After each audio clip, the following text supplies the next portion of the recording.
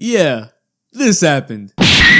Spitgate, the fight, whatever you say, this was wild between Rondo and Paul, but it might have just uncovered the truth about Chris Paul and who he is.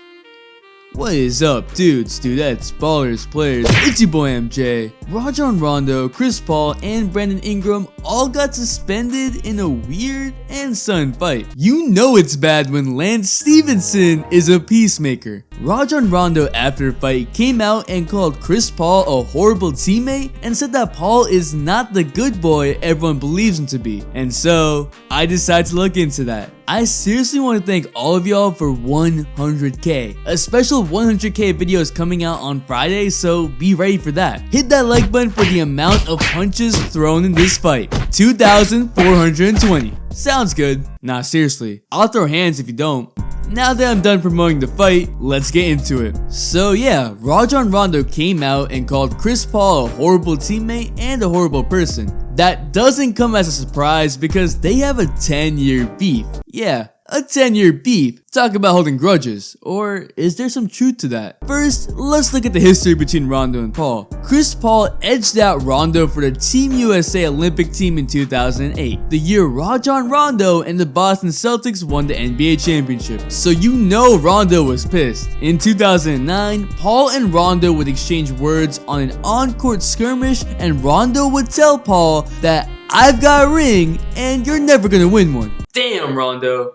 You a savage, and you're right. Chris Paul doesn't have any rings yet. Paul tried to go to the Celtics locker room after the game to confront Rondo.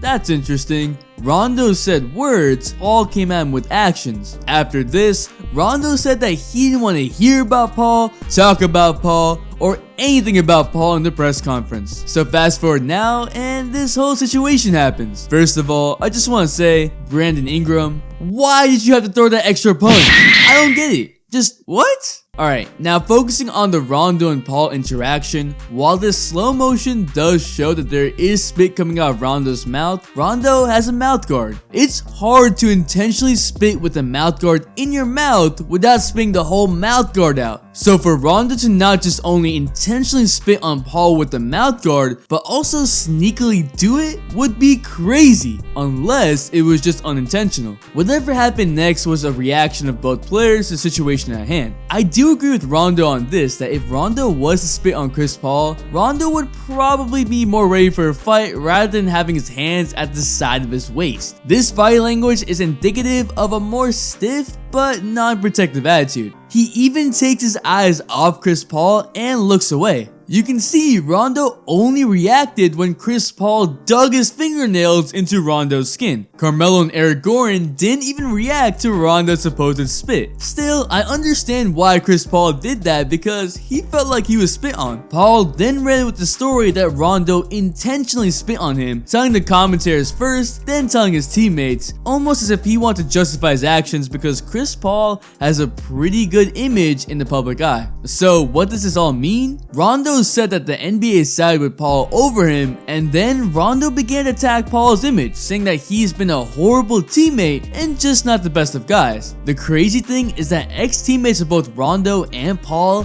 had stuff to say. Big Baby Glenn Davis, man, I haven't heard that name in a while, said that CP3 is a very bad teammate, but you might not want to take it from the guy who's famous for this.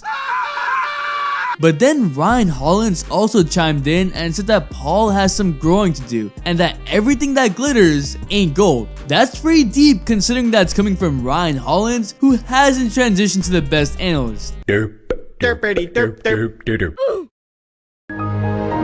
That got me really thinking. Is Chris Paul not a good teammate? And do we not have the right image of Chris Paul? So I decided to take a look back into the history of Chris Paul, and man, are there a lot of incidents. Remember last season when Chris Paul led a raid of Rockets teammates to the Clippers locker room through secret passageways so he could confront them? And I'm not making this stuff up, but okay, let's just forget about that one. Chris Paul also was known to butt heads with Doc Rivers on the Clippers, and add to the toxic culture. JJ Redick came out and said that the Clippers had a petty culture. Chris Paul definitely did not help with that and was a demanding teammate. Many Clippers teammates have come out and said the same exact thing, and there's nothing wrong with that. I just think that Paul hasn't handled situations correctly with his teammates and has led to turmoil and resentment. It's why other teammates haven't come to the defense of CP3, and it's why DeAndre Jordan was leaving for the Mavs the first time he tried until the house arrest situation. Man, the stuff I get to say when I'm talking about basketball. Secret passageways, house arrest, wow. Chris Paul has been involved in some crazy stuff throughout his career. Like, tell me which player was involved in leading his team through secret passageways to confront another team and who's literally been involved in a house arrest. Like, we say people like Lance and Rondo are troublemakers, which is true, but then we ignore CP3? We also gotta go back to the 2009 incident with Rondo and Paul, because Paul did try to go to the Celtics locker room afterwards, and oh yeah,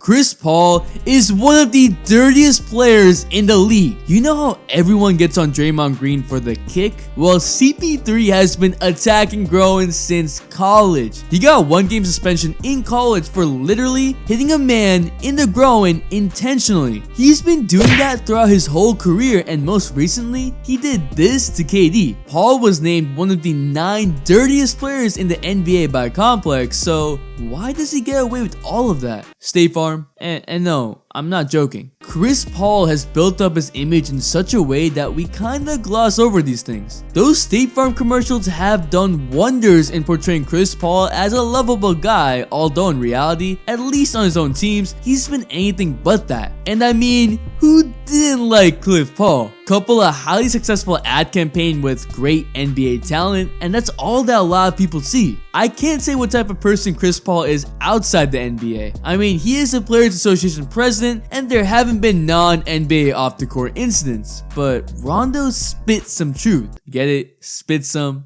Alright, I'm gonna move on. There was some truth to Rondo's words though. Chris Paul ain't the angel that a lot of people think he is. He's a troublemaker, and probably a bad teammate, and we shouldn't be passing over all that he's done. But what do you think? Did Rondo intentionally spit? Is Chris Paul a bad teammate? I want to hear what y'all have to say about this topic, so comment down below. Drop a like if you actually liked the video and if you low-key enjoyed watching the fight. The Instagram shout of the day goes to MJ the King, and the all-day notification squad shout goes to Joshua Calderon. Thanks for the all-day support. Make sure to hit the bell for all-day notifications, and if you're not a sub, hit that subscribe button and join the all-day community for more fire content and all-day support. It's your boy MJ. We out.